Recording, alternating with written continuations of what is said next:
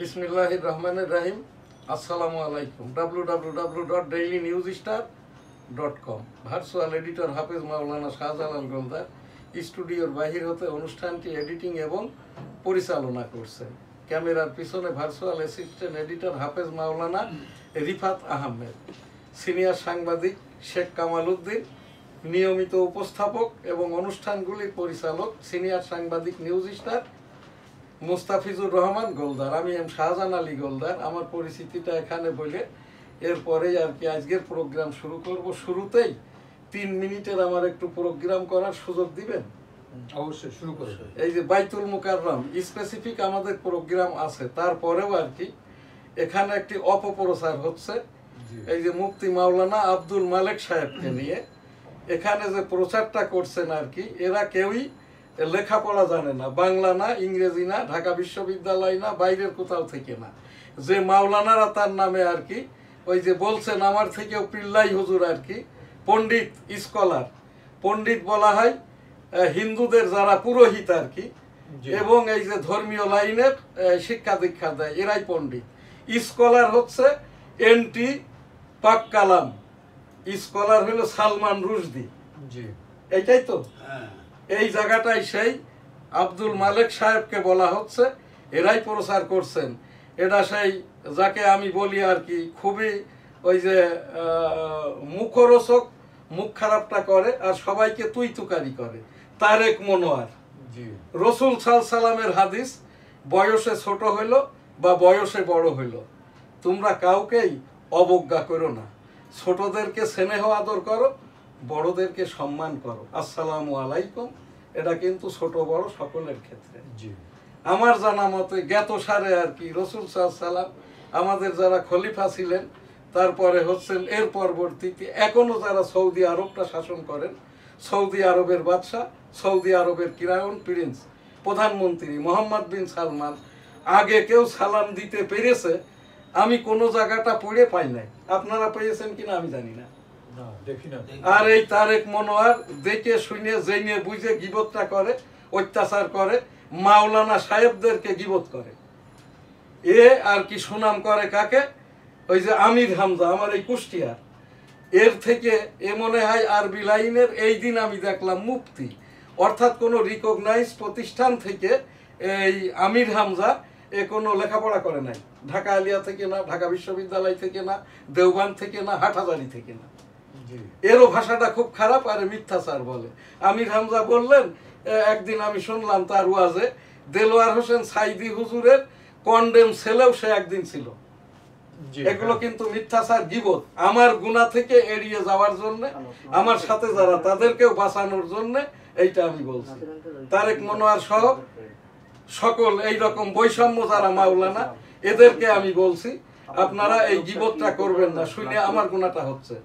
আমি একজন রুহানি পীরে আমল বা পীর, 35 বছর আগের থেকে পীর মুরিদিটা করি। আমার এই কাফনটা 43 বছর ব্যবহার করি। 43 বছর নিয়মতান্ত্রিক রোজা নামাজ, আমার উজুটা নষ্ট হয় নাই। আমি মৌতি হালতে থাকি। আমি সুপ্রিম কোর্টের একজন উচ্চতর আদালতের বিচারক। বাইতুল মুকাররমের উপরে আমার দরদ কি জন্যে? 1986 সালে এই তারেক মনোয়ার মহাদয়রা কোথায় ছিলেন তখন? এইটা আমি ওই দেলোয়ার হোসেন সাইদি হুজুরের এই যে তাফসিরটা শুনতাম। তারপরেও যাই হোক, এই যে তারেক মনোয়ারকে ধন্যবাদ এই জন্য, উনার হুজুর আবার দেলোয়ার হোসেন সাইদি হুজুর, আমারও হুজুর দেলোয়ার হোসেন সাইদি হুজুর। এই জন্য এক্ষেত্রে আমি এই তারেক মনোয়ারকে মনে করিয়ে দিলাম। আমার ছোট বোনের শ্বশুর বাড়ি এই যে তারেক মনোয়ারের ডিস্ট্রিক্টে, নোয়াখালীতে, বুঝতে পারছেন? এই জন্যই আমি নোয়াখালীর এইরকম লোকজন মুখ্য দোষের হুজুর আমি আর দেখি নাই। তুই তুকারি করা হুজুর।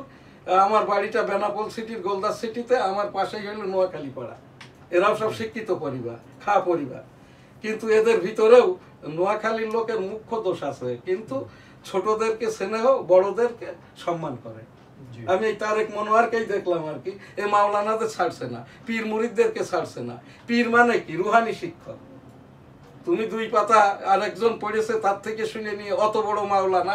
এইটা আমার এই যে প্রকাশনের এই বুখারী শরীফ হাদিস 10 খণ্ড একসাথে বাংলায় অনুবাদ, ইউরোপ আমেরিকাতে যেটা তারেক মনোয়ার মহোদয় এই তাফসীর করতে আমেরিকাতে যান।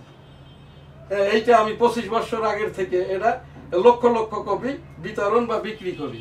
রাসূল সাল্লাল্লাহু আলাইহি সাল্লামের জীবনী কিতাব, এটাও 25 বছর আগের থেকে বাংলায় অনুবাদ, পৃথিবীর বিভিন্ন দেশে এটা রপ্তানি হয়ে থাকে। আমার লিখিত আর কি, আমার পেশাদারিত্বের উপরে সাংবাদিকতা প্রকাশনা আইন, এই বইটি এটা আইসিটি অ্যাক্ট। তো সেই জায়গাটায় আর কি বাইতুল মুকাররমের এখন যে আব্দুল মালেক সাহেব মুফতি মাওলানা, ইনি হচ্ছেন, আমি যেটা গুগলে পড়ে দেশ বিদেশ থেকে দেখেছি এবং এই দেশের মাওলানা সাহেবদের যে স্বীকৃতি, উনি হচ্ছে বিশ্বের রিকগনাইজ, সৌদি আরবের রিকগনাইজ ওই যে যারা ফিকাবিদ হাদিসবিদ এদের থেকে শুনে নিয়েই উনিও ফিকাবিদ বা মুফতি আব্দুল মালেক সাহেব, উনি হাফেজ নন, কিন্তু বাইতুল মুকাররমের খতিব হতে গেলে হাফেজ মাওলানা ঢাকা বিশ্ববিদ্যালয়ের এই যে দাওরা হাদিসের ওপরে নাই, পাক কালামের ওপরে এখানে পোস্ট গ্রাজুয়েশন থাকতে হয়। বেফাকুল মাদারেসিল আরাবিয়া, বাংলাদেশের যেটা কওমি মাদ্রাসার স্বীকৃত সনদ দেওয়া হয়, এই সনদ থাকতে হবে, যেটা মাদ্রাসা শিক্ষা বোর্ড কর্তৃক দাওরা হাদিসের ওপরে, অর্থাৎ পোস্ট গ্রাজুয়েশন যেটা MA পাস, মাওলানা টাইটেল হতে হবে। এইগুলোই হলো এই যে বাইতুল মুকাররমের খতিব হওয়ার প্রাক যোগ্যতা। আব্দুল মালেক মহোদয়ের এগুলো আছে কি নাই ও জায়গায় আমার প্রশ্ন না। মালেক সাহেবের যেটা পেয়েছি, উনি ওই মুফতির ওপরে আর কি শুনে মাওলানা, এটাও আমি ধরে নিলাম মাওলানা, উনি হাফেজ নন, এটা বলছে ইউটিউবে। উনিই বলছেন আর কি মালেক হুজুর আমার হুজুর, আবার বলছেন উনি হাফেজ না। যোগ্যতা আছে কি নাই এইভাবেই কিন্তু কেন মালেক সাহেবকে বলে যাচ্ছে, উনি এনজয় করছেন। উনি ওনার নিয়োগপত্রটা এখনো ডিক্লেয়ার করেন নাই। আর মালেক সাহেবকে নিয়মতান্ত্রিক ভাবে ইসলামিক ফাউন্ডেশনের মহাপরিচালক মহোদয় এখনো নিয়োগপত্র দেন নাই। 27 অক্টোবর 2024 এটা হচ্ছে ধর্ম মন্ত্রণালয় কর্তৃক আর কি, ধর্ম মন্ত্রণালয়ের ওই যে ডেসপাস থেকে তাকে একটি এখানে বাইতুল মুকাররমের নিয়োগ হচ্ছে মর্মে একটা তাকে মাইনোটস আকারে আর কি ফরওয়ার্ডিং দেওয়া হয়েছে। আমি এখান থেকে ইসলামিক ফাউন্ডেশনের ডিজি মহোদয় এবং ধর্ম মন্ত্রণালয়ের উপদেষ্টা খালিদ হোসেন মহোদয় বরাবর উপস্থাপন করছি।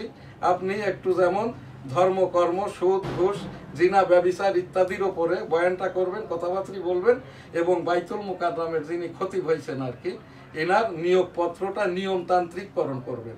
আর ইনাকে যে বলা হচ্ছে আর কি আব্দুল মালেক, ইনি হচ্ছেন পণ্ডিত, বিরাকেটে ইংরেজিতে লিখছে স্কলার। এটা কোনো ডিগ্রি নয়, এটা কোনো প্রতিষ্ঠান নয়, এই রকমটা করবেন না। এটা কিন্তু পণ্ডিত বলা হয় এই যে যারা ওই গীতার উপরে বিশেষত্ব অর্জন করে, মন্দিরে পূজা করে, এরাই পণ্ডিত। স্কলার হচ্ছে এন্টি মুসলমান, এন্টি ইসলাম, এন্টি পাক কালাম, এন্টি পাক হাদিস। সে হলো সালমান রুশদি, একেই বলা হয় এই যে স্কলার, অ্যারাবিক এডুকেশনাল স্কলার, মানে আরবি জাননেওয়ালা। এই যে সালমান রুশদি তো মুসলমান ছিল নাকি না খ্রিস্টান? তো সালমান রুশদি আমরা তো জানি মুসলমান, কিন্তু আসলে সে খ্রিস্টান না, সে তো এখন হালাক হয়ে গেছে, সে তো খারিজিদের থেকেও দূরে চলে গেছে আর কি। ওই জায়গাটাই কথা নাই। এই যে ডিগ্রিটা যারা মিলাইছে আর কি, যারা বলছে, আমি ইসলামিক ফাউন্ডেশনের ডিজি মহোদয় বরাবর আমি এটা একটা উপস্থাপন করলাম, আমার সম্মানপূর্ণ হয়েছে। আল্লাহ তাআলা রাব্বুল আলামিন পাক কালাম, পাক হাদিস, আলেম উলামাগণ, পীর মাশায়েখগণ, আল্লাহ ওয়ালাগণ, আল্লাহ আল্লাহ ডিগ্রি দেওয়া প্রতিষ্ঠানগণ, আল্লাহ আল্লাহ প্রতিষ্ঠানে যারা শিক্ষা দেয় শিক্ষকগণ, সবাইকে এখানে অবমাননা করা হয়েছে। আমি এর একটি এটা আমার একটা এনেক্সার আকারে আমি এই যে ধর্ম মন্ত্রণালয়ের মন্ত্রী বা উপদেষ্টা এবং এই যে মহাপরিচালক ইসলামিক ফাউন্ডেশন বরাবর উপস্থাপন করলাম। এখানে এই যে যোগ্যতা হতে গেলে হাফেজ 2 এই যে আলিয়া এবং কওমি লাইনের মাওলানা টাইটেল, ঢাকা বিশ্ববিদ্যালয়ের অ্যারাবিকের ওপরে পোস্ট গ্রাজুয়েশন বা মাস্টার ডিগ্রি, এইগুলোই হলো জাতীয় মসজিদ বাইতুল মুকাররমের খতিব হওয়ার প্রাক যোগ্যতা। জুমার দিনের খতিবগিরি করার কস্টিউম বা পোশাকটা হচ্ছে এই যে গত জুমায় আল্লাহর ঘর বাইতুল্লাহ, এখানে যেভাবেই আর কি খতিব সাহেব জুমার নামাজটা পড়ার ওই পোশাকটাই হবে আমাদের বাইতুল মুকাররম জাতীয় মসজিদের খতিবের, অথবা ইতিপূর্বেকার রুহুল আমিন পর্যন্ত যে পোশাকটা পরতেন, পায়জামা, পাঞ্জাবি, পাঞ্জাবির ওপরে জুব্বা, তার উপরে সুন্নতি টুপি, এর উপরে হচ্ছে আর এই যে পাগড়ি তার উপরে পর্দার পাগড়ি। এই জায়গাটাই হলো বাইতুল মুকাররমের। এইটা আমার এখানেও অনেকে ফোন করে, আমি নিজেও ব্যক্তিগত 1986 সাল থেকে আমি ওই দেলোয়ার হোসেন সাইদি হুজুরের তাফসীরটা শুনতাম এই বাইতুল মুকাররমের পূর্ব গেটে বারান্দায়। তো এখান থেকে আমার যেটা উপস্থাপনা, আমাদের এই দেশের যারা আলেম উলামাগণ, মাওলানাগণ, আপনারা গীবতটা একটু কম করেন, গ্রুপ কম করেন, তাবলিকি গ্রুপ কম করেন, এবং আর কি এই যে বাংলাদেশের জন্য অভাগা মুসলমান 17 কোটির জন্য একটু কাজ করেন, পাক কালাম হাদিসের জন্য, ওই যে সেই রোহিঙ্গাদের জন্য, ওই ফিলিস্তিনের মুসলমানদের জন্য। আস্তাগফিরুল্লাহ রাব্বি মিন কুল্লি যামবি ওয়া আতুবু ইলাইহি ওয়া লা হাওলা ওয়া লা কুওয়াতা ইল্লা বিল্লাহি আলিল আজিম, আমিন। আর আমরা এটা পাক কালাম হাদিস, মুসলমান, ইসলাম ধর্ম, স্থান কাল পাত্র ভেদে ইসলামিক শিক্ষা প্রতিষ্ঠান, এই যে আল্লাহর ঘর বাইতুল্লাহ, পৃথিবীর সকল মসজিদ পার্ট অফ বাইতুল্লাহ, সেই হিসাবে এই জায়গাটাই আমরা গ্রুপিংটা না করি। রাব্বুল আলামিন আস্তাগফিরুল্লাহ রাব্বি মিন কুল্লি যামবি ওয়া আতুবু ইলাইহি ওয়া লা হাওলা ওয়া লা কুওয়াতা ইল্লা বিল্লাহিল আলিয়্যিল আযীম। আমাদের এই ইস্তেগফার কবুল করে নিন, আমাদের মাফ করে দিন, সারা বিশ্বের 750 কোটি মানবতাকে মাফ করে দেন, 250 কোটি মুসলমানদেরকেও মাফ করে দিন, আমিন। বিসমিল্লাহির রহমানির রহিম। আসসালামু আলাইকুম। ডেইলি ভিউজ অনুষ্ঠান এনএসটিভি স্টুডিও থেকে সবাইকে স্বাগত।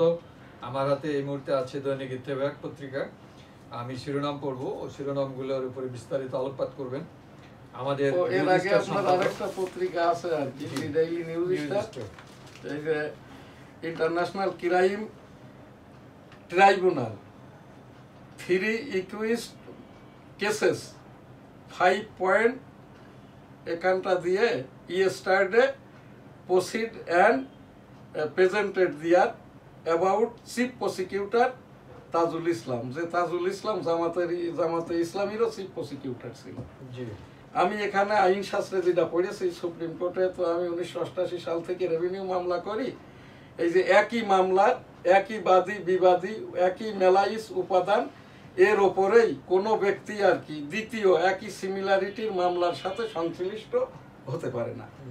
এইটা এখানে আইনের বইয়ে আমার পড়াটা ভুল না আইনের বইটাই ভুল এটা আমার জানা নাই। সেখানটাই আর কি গতকাল শেখ হাসিনা সহ আরো 2 জন, মোট 3 জন আর কি, এই যে সাবেক বৈষম্য সাবেক প্রধানমন্ত্রী ওখানে যেটা উল্লেখ করছে শেখ হাসিনার নামটাও বিকৃত করে উচ্চারণ করা হয়েছে।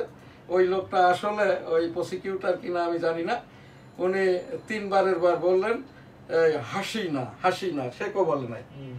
এরপরে বলছেন আসাদুজ্জামান খান কামাল, এরপরে হলো এই যে আরেকজন যেটা চৌধুরী আব্দুল্লাহ মামুন, পুলিশের মহাপরিদর্শক। এই জায়গাটায় তাজুল ইসলাম আর কি ওই ঘটনার বর্ণনা, এটা তো টেলিভিশনে দেখাইছে, শুধু আর কি ওই প্রসিকিউটরদের অংশটুকু বিচারপতিরা এইটা ভিডিও করার উপরে মানে অলিখিত নিষেধাজ্ঞা বলে দেওয়ার পরে এইটা আর কি পুরোটাই ভিডিও করা হয় না, এখানে শুধু উপস্থাপন করছে এইটুকুই দেখা গেছে। আবার সাংবাদিকরাও কিন্তু এই বাকি অংশটুকু প্রচার করছে না। যদি বিচারককেই না দেখানো হয়, বিচারকের ভয়ের যদি না শোনা যায়, তাহলে এইটা যে উপস্থাপন হয়েছে না কি হয়েছে, আমি 1 ঘন্টা 10 মিনিট দেখেছি টিভিটা, আমি এটা আশাই ছিলাম 1 ঝলক হলেও বিচারকদের দেখাই, একবারও দেখাই নাই। তাজুল ইসলাম মামলার যে 5টা পয়েন্টের উপরে মামলা, 2.5 পয়েন্ট বলার পরে আর মামলার যে 2.5টা আর কি কারণ সেইটা আর বলতে পারে নাই। কিন্তু এখন টিভির খবরে যখন দেখছি এগুলো গুছাই বলতেছে। যাই হোক আর কি, এখানে যেটা আপনার জানার আর কি, এখানে এই যে মামলার শেখ হাসিনাকে করা হয়েছে হুকুমের আসামি, আর অন্য 2 জন হচ্ছে এই যে ওই জুলাই গণহত্যার আর কি ছাত্র জনতা হত্যার মামলা, এর ভিতরে এখানে মামলা দেখানো হয়েছে এই মারা গেছে এখানে অনেকজন এবং কয়েকটা স্থান দেখানো হয়েছে। ওই সেই আবু সাইদের রংপুর থেকে নিয়ে সারা বাংলাদেশ সব জায়গার ঘটনা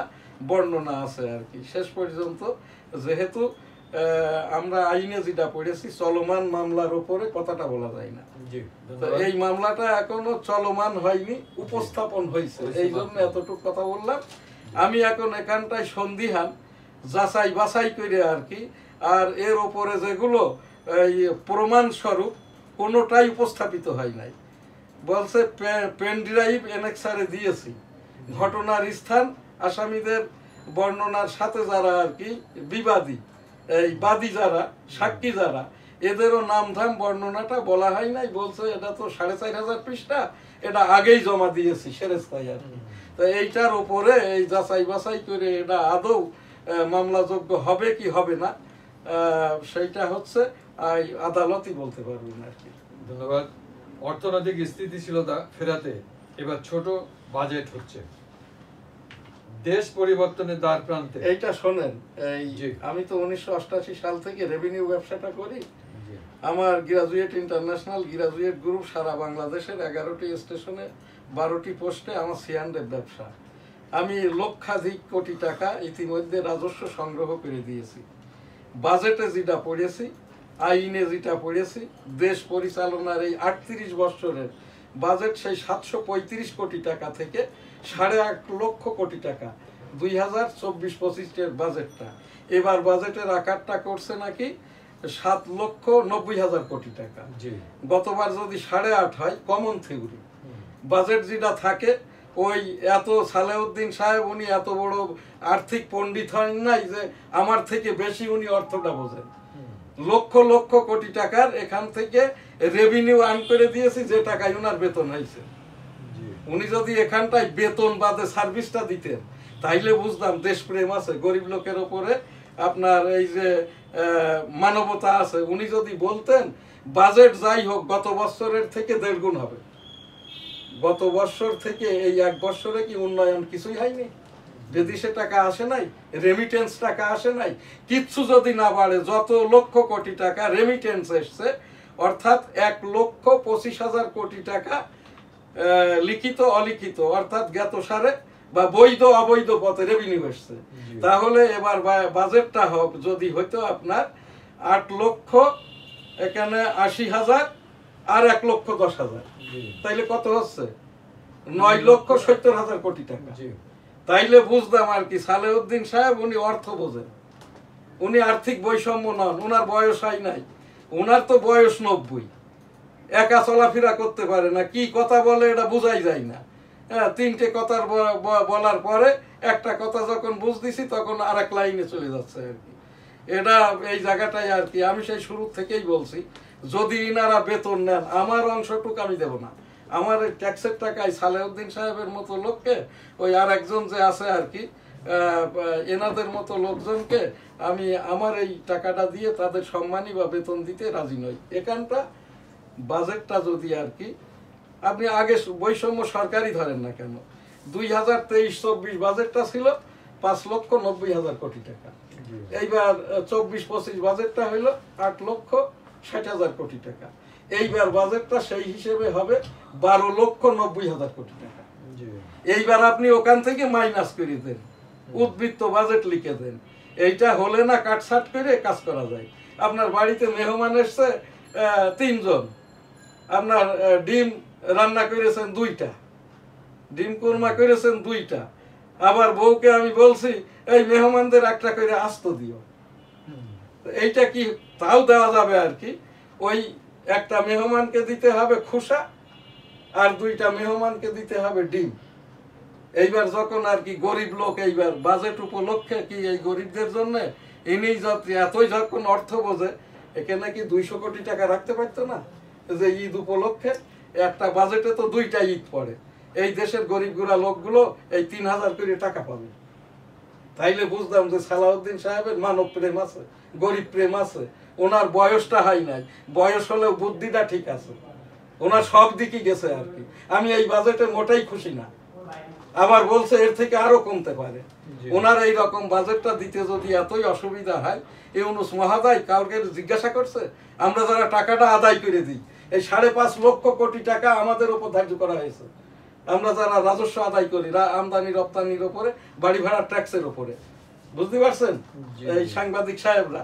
তো এই জায়গাটায় কারোর যেহেতু পরামর্শ নাই, এই বাজেটটা আমার ক্ষেত্রে আর কি এটা মোটেই পছন্দনীয় হয়নি।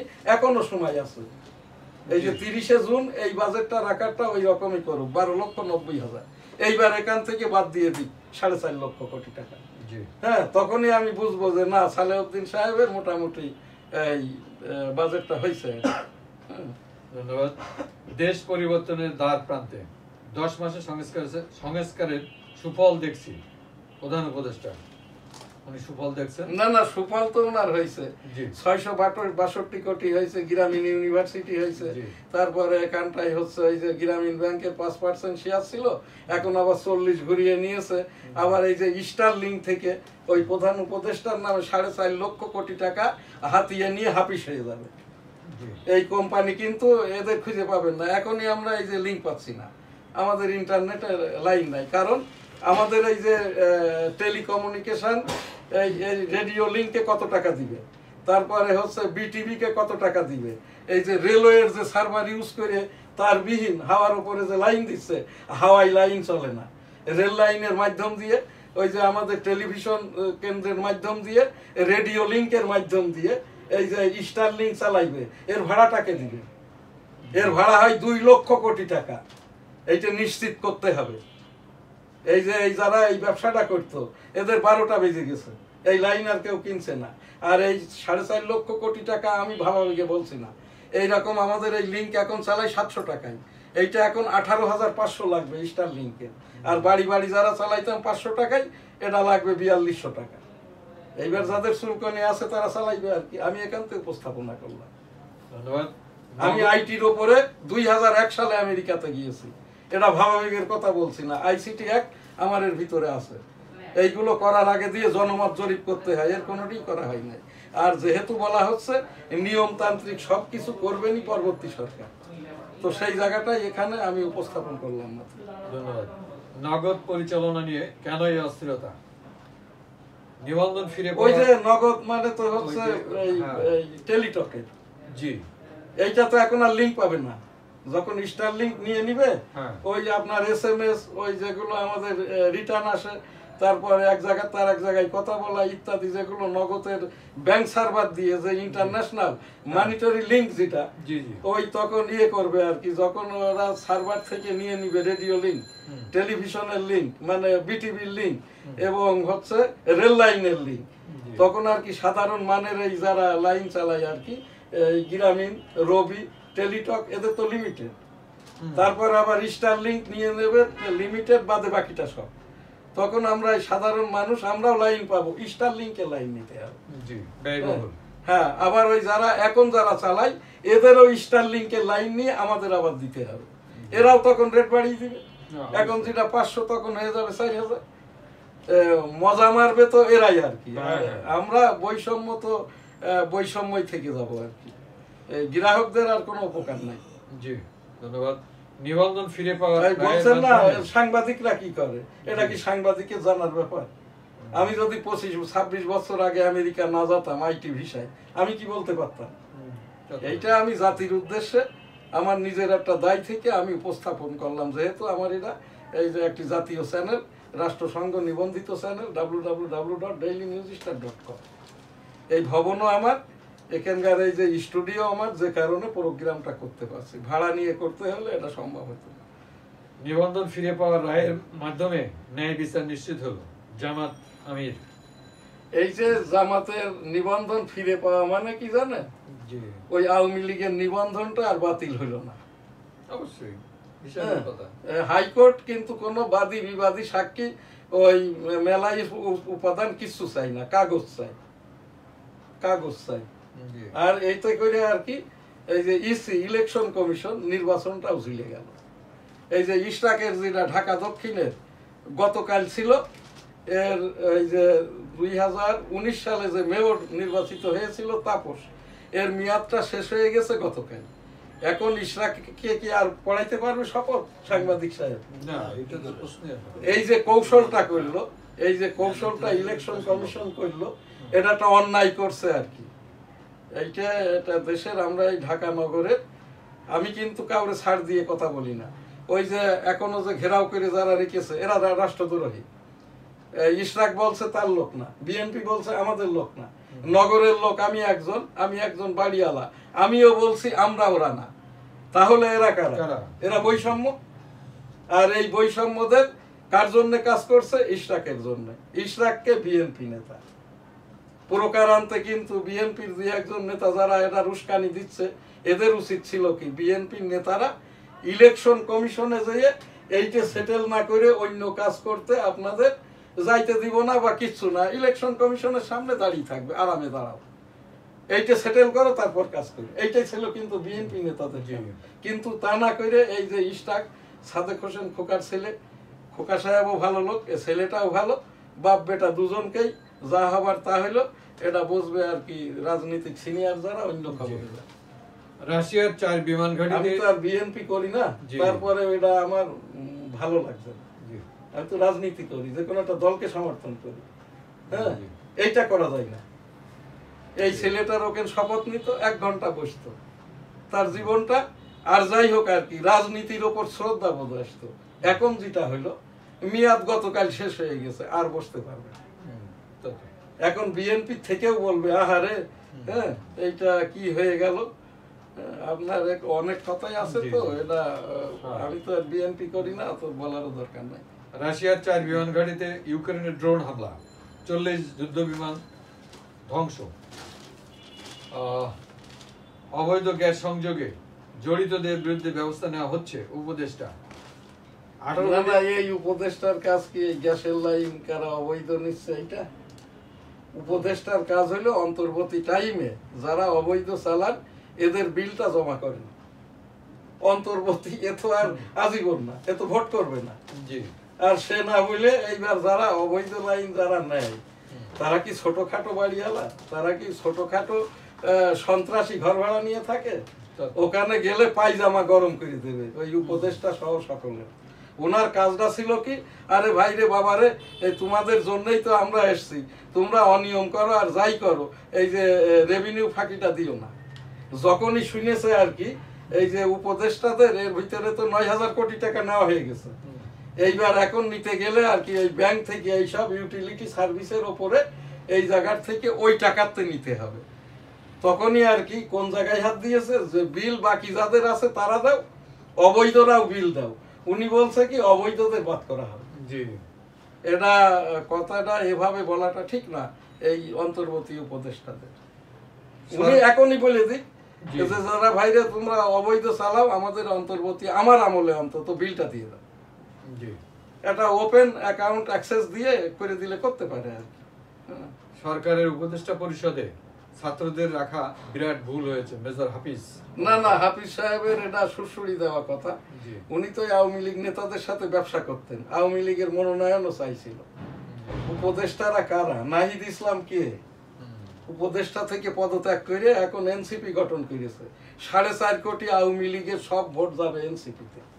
দুর্নাম করুক সুনাম করুক যাই করুক, এ বাদে আওয়ামী লীগ কেন, সাধারণ মানের লোকেরা এটা বলেন তো, বিএনপির ভিতর গ্রুপ কয়টা? আমির খসরু মাহমুদ চৌধুরী চট্টগ্রাম কি আর নেতা নাই? মির্জা আব্বাস সাহেব ঢাকায় কি আর নেতা নাই? ওই যে গয়েশ্বর বাবুর প্রতিদ্বন্দ্বী তার ছেলের বউ। গয়েশ্বর বাবুর কি খায়েশাই না এমপি হওয়ার, মন্ত্রী হওয়ার? তো উনি যেহেতু জানে বিএনপি ক্ষমতায় গেলে মন্ত্রী হবে, এই জন্য বৌমাকে ছেড়ে দিয়েছে। ওই কেরানীগঞ্জে সব লোক ভোট দিবে। সাংবাদিক সাহেব আপনি তো চেনেন, জানেন, আমি কিন্তু দেশের একজন জনগণ হিসেবে বলছি, সম্পাদক না বা অন্য কোনো কিছু না। এই জায়গাটাই এই যে তখন গ্রুপিং হয়ে যাবে। আর কিছু লোক বিএনপি তখন ভাববে এই যেহেতু ওখানে গয়েশ্বর বাবুর ছেলের বউ এখানটাই ভোটে দাঁড়াইছে বা গয়েশ্বর বাবু দাঁড়াইছে, ওই হিন্দু লোকেরাই তো ভোট দেবে, আর বাকি আওয়ামী লীগ দিচ্ছে না, আমরাও আর যে লাভ কি, তো আমরা পাশ হয়ে গেছি। দেখবেন 30% ভোটও কাস্ট হবে না। হ্যাঁ, এইটা না করে করতে হবে কি, ইলেকশন কমিশনকে এই যেরাম বলা হচ্ছে 30 ডিসেম্বর ইলেকশন কমিশন বলবে, 30 ডিসেম্বরও যদি বা এই 30 জুনও যদি ডেট ঘোষণা করা হয়, ওই ডেট পূর্ববর্তী 90 দিনের আমাদের ক্রিয়াকর্ম আছে। যখন এই যে প্রধান ইলেকশন কমিশনার বুঝে ফেলেছে এনসিপি এদের আর রাখবে না, ইউনুস মহোদয় এদের আর রাখবে না, এই লোকটার কিন্তু সেই আগের মতো ক্রিয়াকর্ম আর নাই। হ্যাঁ, ধন্যবাদ। আমার এখান থেকে সেই উপস্থাপনায় আর কি 30 ডিসেম্বর 2025 জাতীয় সংসদ নির্বাচন 2013টা অনুষ্ঠান মর্মে ইলেকশন কমিশন কর্তৃক এখান থেকে তারা একটা ওই নির্বাচনী তফসিল প্রচার করবে যে অক্টোবর 2025-এ যদি নির্বাচনী তফসিল ঘোষণা করা হয়, তাহলে 30 ডিসেম্বর নির্বাচনটা করা সম্ভব। আজকে বলে দেখবেন এই নির্বাচন নিয়ে সব কুলুঝুলু শেষ। ডিসেম্বরে ভোট হলে বিএনপি হ্যাঁ 30। ও বাবা, ডিসেম্বরে ভোট হলে সময় নাই, সময় অল্প। ঠিক আছে, পরবর্তী আমাদের মুক্তিযুদ্ধ লাব্বাইক আল্লাহুম্মা লাব্বাইক লাব্বাইক লা শারিকা লাক লাব্বাইক ইন্নাল হামদা ওয়ান নি'মাতা লাকা আল মুলক লা শারিকা লাক। রাব্বুল আলামিন পাক পরওয়ারদিগার, এই যে 5 তারিখ হজ সম্পন্ন হবে। বিশ্বের প্রায় 1 কোটির মতো হাজী সাহেবরা সৌদি আরব অবস্থান করছেন। আমাদের জন্য দোয়া করবেন, আমরাও দোয়া করি। আস্তাগফিরুল্লাহ রাব্বি মিন কুল্লি যামবি ওয়া আতুবু ইলাইহি ওয়া লা হাওলা ওয়া লা কুওয়াতা ইল্লা বিল্লাহ আলিয়্যিল আযীম। রাব্বুল আলামিন বিশ্বের সকল মানুষকে একবার করে হজ উমরা করার তৌফিক দান করুন, আমিন। তাবলীগ এখানে আর কি এই যে বাইতুল মুকাররম ভিত্তিক উপস্থাপনা করেছি। বাইতুল মুকাররমের খতিব সহ, কাকরাইলের খতিব মহোদয় সহ বিশ্বের বরেণ্য তাবলীগী মুরব্বিগণের প্রতি আর কি আপনারা গ্রুপিংটা করেন না। এই যে মাওলানা মামুনুল, মাওলানা রেজাউল করিম, মাওলানা সাদ, মাওলানা জুবায়ের মহোদয় তাবলীগটাই করেন, কাকরাইলটা ছাড়েন। আমরা যারা সাধারণ মানুষ আপনার অবস্থান করাকালীন আমরা তাবলীগটা করতে যাইতে পারি না। আর 2026 সালের একক তাবলীগ হবে। এককভাবে মুরব্বীদের ভিতর থেকে নির্বাচিত মুরব্বী বয়ান করবেন, দোয়া করবেন। পাক কালাম হাদিসের আলোকে আল্লাহ ওয়ালাগণ, পীর মাশায়েখগণ, আলেম উলামাগণ এখানটা থেকে পাক কালাম হাদিসের আলোকে কিয়ামত পর্যন্ত মুসলমানকে, ইসলাম ধর্মকে, তাবলীগটাকে নিয়ে যাবেন। আস্তাগফিরুল্লাহ রাব্বি মিন কুল্লি যামবি ওয়া আতুবু ইলাইহি ওয়া লা হাওলা ওয়া লা কুওয়াতা ইল্লা বিল্লাহিল আলিয়্যিল আযীম। 1971 সাল মুক্তিযুদ্ধ, রণাঙ্গনের মুক্তিযোদ্ধা আমি। 265 দিনের রণাঙ্গনের মুক্তিযোদ্ধা হিসাবে আমার একটি উপস্থাপনা মুক্তিযুদ্ধের মহানায়ক বঙ্গবন্ধু শেখ মুজিবুর রহমান, এক অংশের ঘোষক মেজর থেকে জেনারেল জিয়াউর রহমান, আমরা যারা মুক্তিযুদ্ধ করেছি মর্যাদা সেটেলমেন্ট প্রত্যাশা করছি। এখানে আমাদের আজকের শেষ যে প্রোগ্রাম পীর মুরিদি, আস্তাগফিরুল্লাহ রাব্বি মিন কুল্লি যামবি ওয়া আতুবু ইলাইহি ওয়া লা হাওলা ওয়া লা কুওয়াতা ইল্লা বিল্লাহিল আলিয়্যিল আযীম। সুবহানাল্লাহ, আলহামদুলিল্লাহ, লা ইলাহা ইল্লাল্লাহ, আল্লাহু আকবার ওয়া লিল্লাহিল হামদ। আল্লাহু আকবার, আল্লাহু আকবার, আল্লাহু আকবার, আল্লাহু আকবার, আল্লাহু আল্লাহু আল্লাহু আল্লাহু আল্লাহ, আল্লাহ আল্লাহ আল্লাহ আল্লাহ আল্লাহ আল্লাহ আল্লাহ আল্লাহ আল্লাহ আল্লাহ। আল্লাহুম্মা সাল্লি আলা মুহাম্মাদ ওয়া আলা আলি মুহাম্মাদ কামা সাল্লাইতা আলা ইব্রাহিম ওয়া আলা আলি ইব্রাহিম ইন্নাকা হামিদুম মাজিদ। আল্লাহুম্মা বারিক আলা মুহাম্মাদ ওয়া আলা আলি মুহাম্মাদ কামা বারাকতা আলা ইব্রাহিম ওয়া আলা আলি ইব্রাহিম ইন্নাকা হামিদুম মাজিদ। লা ইলাহা ইল্লা আনতা সুবহানাকা ইন্নী কুনতু মিনাজ জালিমিন। ছোট্ট একটি মাসালা তাফসীর বা আমার এখান থেকে পাক কালাম হাদিসের আলোকে বয়ান।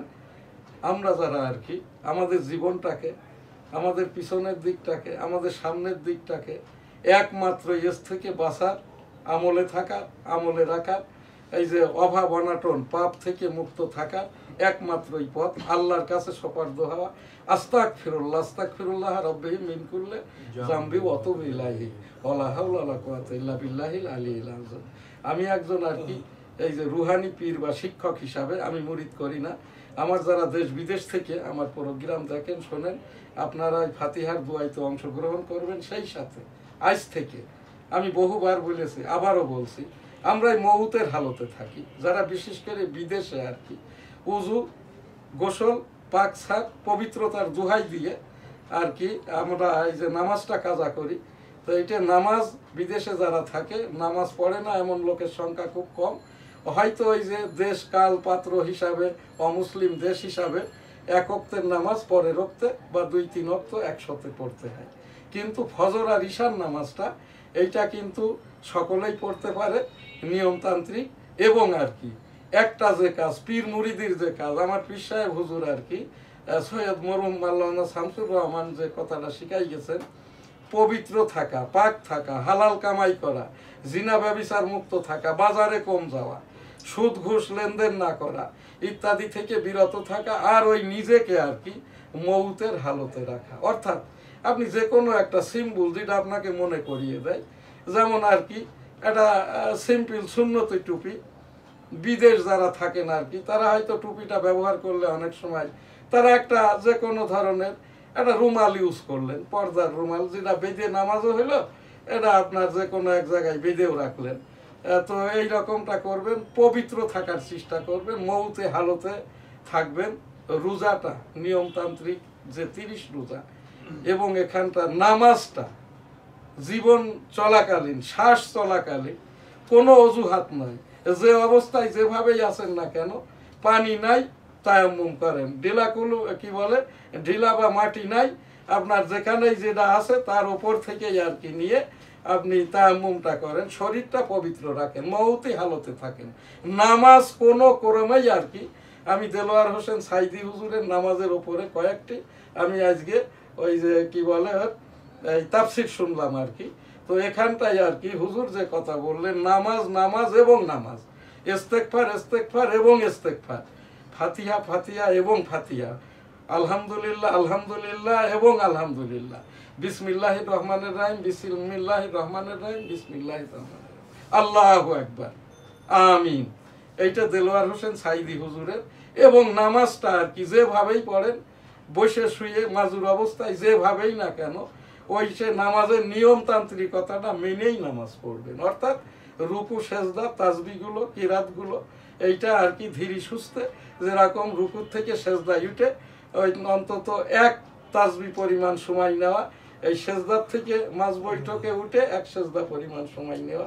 আল্লাহ তাআলা আমাদের আস্তাগফিরুল্লাহ কবুল করে নিন, আমাদের বাকি জীবনটা আমলি হালতে মওতি হালতে থাকার তৌফিক দান করুন। এবং আমরা যখনই দোয়া করব না কেন, আমাদের মা বাবা সহ এই পূর্বপুরুষদের, বিশ্ব মানবতার, বিশ্ব মুসলমানদের, ইসলাম ধর্ম পাক কালাম হাদিসের, মহানবী রাসূল সাল্লাল্লাহু আলাইহি সাল্লামের, আমাদের যেটা আদি পিতা মাতা, সকলের জন্যই আর কি আমরা দোয়াটা করব আর কি। আস্তাগফিরুল্লাহ রাব্বি মিন কুল্লি যামবি ওয়া আতুবু ইলাইহি ওয়া লা হাওলা ওয়া লা কুওয়াতা ইল্লা বিল্লাহি আলিল আযীম, আমিন। আলহামদুলিল্লাহি রাব্বিল আলামিন আর রহমানির রহিম মালিকি ইয়াউমিদ্দিন ইয়্যাকা না'বুদু ওয়া ইয়্যাকা নাস্তাঈন ইহদিনাস সিরাতাল মুস্তাকিম সিরাতাল লাযিনা আন'আমতা আলাইহিম গায়রিল মাগদুবি আলাইহিম ওয়া লাদ-দাল্লিন, আমিন। আস্তাগফিরুল্লাহ রাব্বি মিন কুল্লি যামবি ওয়া আতুবু ইলাইহি ওয়া লা হাওলা ওয়া লা কুওয়াতা ইল্লা বিল্লাহিল আলিয়্যিল আযীম। রাব্বানা আতিনা ফিদ দুনিয়া হাসানাতাও ওয়া ফিল আখিরাতি হাসানাতাও ওয়া কিনা আযাবান্নার। রাব্বানা যালামনা আনফুসানা ইল্লাম তাগফির লানা ওয়া তারহামনা লানাকুনান্না মিনাল খাসিরিন। রব্বুল আলামিন আস্তাগফিরুল্লাহ কবুল করে নিন, আমাদেরকে মাফ করে দিন। লা ইলাহা ইল্লাল্লাহ মুহাম্মাদুর রাসূলুল্লাহ, আমিন। আলহামদুলিল্লাহ, আল্লাহ হাফেজ, আসসালামু আলাইকুম।